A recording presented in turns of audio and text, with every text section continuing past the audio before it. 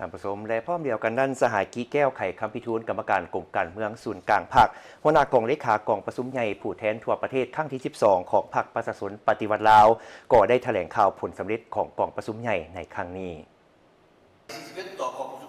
ตอนบ่ายวันที่ 8 มกราคม 2026 สหายกี้แก้วไข่คำพิทูล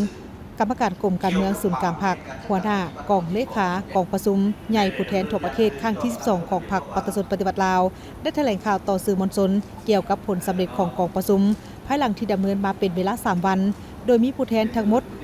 835 สหายหญิง123 สหายเป็นตัวแทนให้แก่สมาชิกพรรคทั่วประเทศทั้งหมด 421,865 สหายพร้อมนั้นมีแขกถึกเชิญจำนวน 391 สหายรวมมีผู้เข้าร่วมกองประชุมใหญ่ทั้งหมด 1,226 สหายกองประชุมใหญ่ครั้งที่ 12 ของพรรคแม่นเหตุการณ์ทางด้านการเมืองสังคมอันสำคัญยิ่งของสาธารณรัฐประชาธิปไตยประชาชนลาวและได้ดำเนินอย่างถูกต้องตามกฎระเบียบของพรรคภายใต้บรรยากาศสร้างสรรค์มีความรับผิดชอบสูงและได้สิ้นสุดลงโดยผลสำเร็จอันจบงามภายใต้คำขวัญยกสูงบทบาทการนำพาที่เข้มแข็งของพรรคตั้งหน้าสร้างเศรษฐกิจเอกราชเป็นเจ้าตนเองสืบต่อบูรณะระบอบประชาธิปไตยประชาชนให้นักแน่นก้าวขึ้นสู่สังคมนิยมกองประชุมใหญ่ได้รับพ้องเอาโครงการการเมืองฉบับที่ 3 ของพรรคที่เสนอโดยสายทองรุ่นศรีสุริตเลขาธิการใหญ่คณะบริหารงานศูนย์กลางพรรคซึ่งเป็นเอกสารสำคัญที่กำหนดทิศทางพื้นฐานให้แก่การวางยุทธศาสตร์วิสัยทัศน์ของพรรคโครงการการเมืองฉบับนี้ได้ตีราคาการจัดตั้งปฏิบัติโครงการการเมืองฉบับที่ 2ก็คือการนำพาเฮ็ดสำเร็จภารกิจปลดปล่อยศาสตร์และสร้างพื้นฐานของระบอบประชาธิปไตยประชาชนก้าวขึ้นสู่สังคมนิยมซึ่งได้แบ่งออกเป็น3ระยะพรรคนำพาภารกิจปลดปล่อยศาสตร์พรรคนำพาภารกิจปกปักรักษาและสร้างสามประเทศศาสตร์และพรรคนำพาภารกิจเปลี่ยนแปลงใหม่พร้อมกันนั้นได้ยกเห็นบทเรียนที่มีลักษณะเป็นกฎเกณฑ์ของการปฏิวัติลาว6ประการพร้อมนั้นยังได้วางจุดหมายฮอดปี2025เมื่อวันสร้างตั้งพรรคเฮาครบรอบ100 ปีแม่นสู่ส้นสร้างประเทศเฮาเป็นประเทศกำลังพัฒนาที่มีรายรับปานกลางสูงยับเข้าใกล้ประเทศที่มีรายรับสูงมีระบบการเมืองที่เข้มแข็งมีพื้นฐานเศรษฐกิจที่ทันสมัยกำลังการผลิตได้รับการพัฒนารอบด้านโดยมีการพัวพันการพิธีสอดคล้องและก้าวหน้ากองประชุมใหญ่ได้พิจารณาและรับพ้องเอาแผนพัฒนาเศรษฐกิจสังคมแห่งชาติ5 ปีครั้งที่ 10 2026 ถึง 2030 แม่นแผนพันขยายมติกองประชุมใหญ่ครั้งที่ 12 เป็นแผนงานโครงการระดับชาติรวมทั้งขอบการลงทุนสำหรับโครงการเหล่านั้น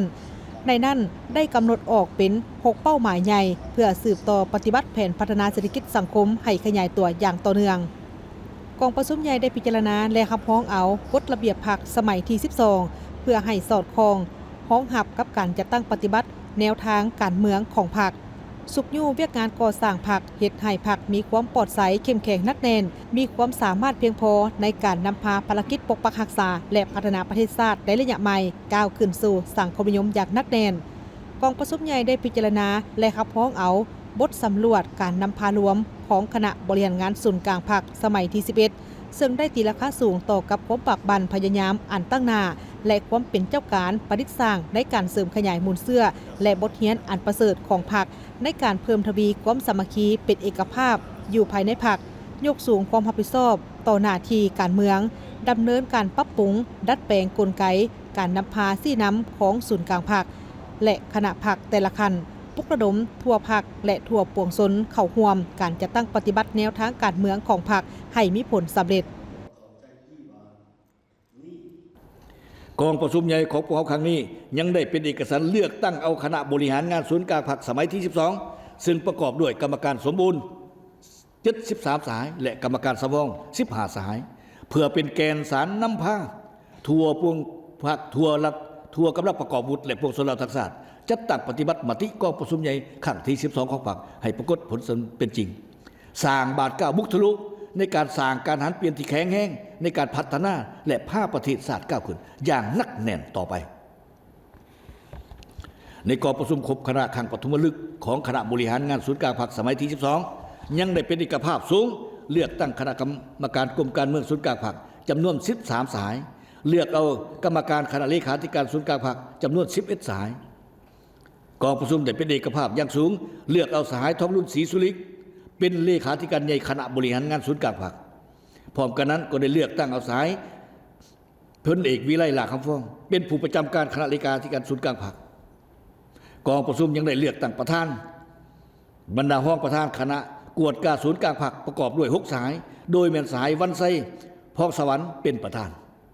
ในกองประชุมครบคณะข้างปฐมฤกษ์ของคณะบริหารงานศูนย์กลางพรรคสมัยที่12ได้เป็นเอกภาพเลือกตั้งกรรมการกรมการเมืองศูนย์กลางพรรคจำนวน13สหายเลือกเอากรรมการคณะเลขาธิการศูนย์กลางพรรคจำนวน11สหาย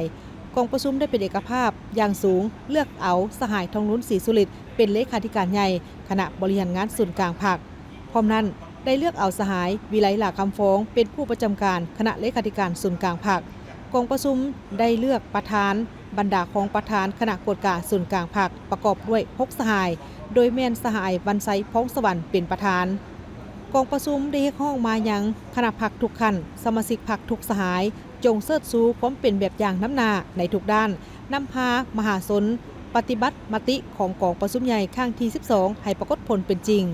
พร้อมนี้เรียกร้องมายังพนักงานนักรบประชาชนลาวบรรดาเผ่าบรรดาสั้นคนและพี่น้องเสื้อชาติลาวที่รักชาติที่ดำรงชีวิตและทำมาหากินอยู่ต่างประเทศจงเชิดชูน้ำใจรักชาติเสริมขยายมานาจิตบากบั่นบุกบืนเข้าใส่การปฏิบัติหน้าที่ทำมาหากินและสร้างสาบูรณะระบอบประชาธิปไตยประชาชน